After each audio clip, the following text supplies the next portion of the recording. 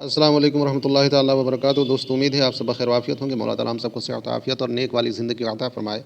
دوستو، غفلت پر حسرت اور پچھتاوے کا بیان چل رہا ہے۔ پھر میں آپ کے روبرو ایک نئی ویڈیو کے ساتھ حاضر خدمت ہوں۔ چند باتیں گوشے گزار کروں گا انشاءاللہ تعالیٰ۔ سب سے پہلے مجھے عمل کی توفیق عطا فرمائے، بعد تمام ناظرین و سامعین کو عمل کی توفیق عطا فرمائے۔ رب قدیر قرآن مجید میں ارشاد فرماتا ہے، من کان یرید حرث الآخرہ نزد له فی حرثہ ومن کان یرید حرث الدنیا نؤتہ منہا وما له فی الآخرۃ من نصیب۔ ترجمہ ہے، جو شخص آخرت کی کھیتی کی فکر کرتا ہے تو ہم اس کی کھیتی زیادہ کرتے ہیں، یعنی بڑھا دیتے ہیں، اور جو شخص دنیا کی کھیتی کا ارادہ کرتا ہے ہم اسے اس میں سے کچھ دیں گے اور آخرت میں اس کا کچھ حصہ نہیں، یعنی اس کے دل سے آخرت کی محبت نکال دی جاتی ہے۔ اسی لیے حضرت ابوبکر صدیق رضی اللہ تعالی عنہ نے حضور اکرم صلی اللہ علیہ وسلم کی ذات پر 40,000 دینار اعلانیہ اور 40,000 دینار پوشیدہ خرچ کر دیے تھے، یہاں تک کہ ان کے پاس کچھ بھی باقی نہ رہا۔ اللہ اکبر۔ حضور اکرم صلی اللہ علیہ وسلم اور آپ کے اہل بیت دنیا اور اس کی خواہش سے مکمل پرہیز کرتے تھے۔ اسی لیے حضرت فاطمہ الزہرا رضی اللہ تعالی عنہا کا جہیز صرف مینڈھے کی ایک رنگی ہوئی کھال اور ایک چمڑے کا تکیہ تھا جس میں کھجور کی چھال بھری ہوئی تھی۔ اللہ اکبر۔ آج ہماری حالت کیا ہے؟ ڈھکی چھپی نہیں ہے، پوشیدہ نہیں ہے۔ میرے دوستو، ہمیں آخرت کی فکر کرنی چاہیے، ہمیں خوف خدا میں لرزنی چاہیے۔ میرے دوستو، ایک عورت حضرت حسن بصری رحمۃ اللہ تعالی علیہ کے پاس حاضر ہوئی، کہنے لگی، میری جوان بیٹی فوت ہو گئی ہے، میں چاہتی ہوں کہ اسے خواب میں دیکھ لوں، کوئی ایسی دعا بتلائیے جس سے میری مراد پوری ہو جائے۔ آپ نے اسے ایک دعا سکھلائی۔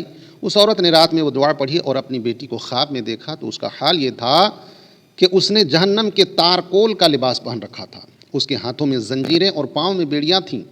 عورت نے دوسرے دن یہ خواب آپ کو سنایا، آپ بہت مغموم ہوئے۔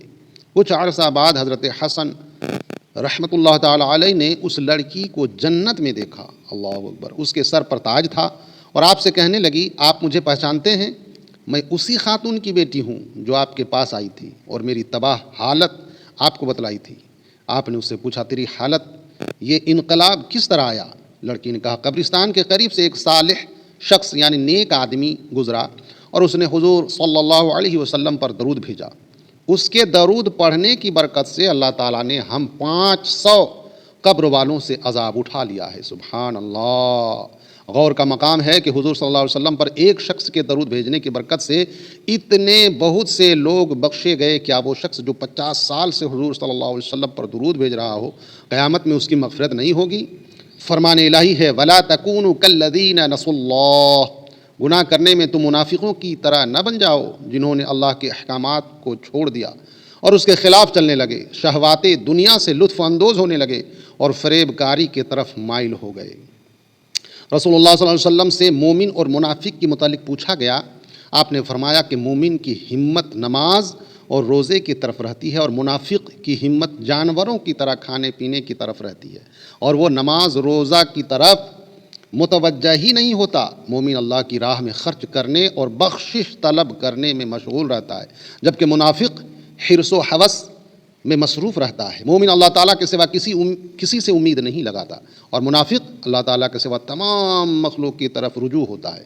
مومن دین کو مال سے مقدم سمجھتا ہے اور منافق مال کو دین پر ترجیح دیتا ہے۔ مومن اللہ کے سوا کسی سے نہیں ڈرتا اور منافق اللہ کے سوا ہر چیز سے ڈرتا ہے۔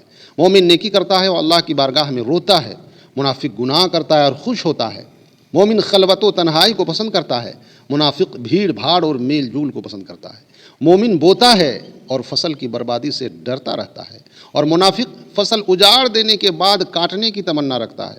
مومن دین کی تدبیر کے ساتھ اچھائیوں کا حکم دیتا ہے، برائیوں سے روکتا ہے اور اصلاح کرتا ہے۔ منافق اپنی ہیبت اور ڈر کے لیے فتنہ و فساد برپا کرتا ہے اور نیکیوں سے روکتا ہے اور برائیوں کا حکم دیتا ہے۔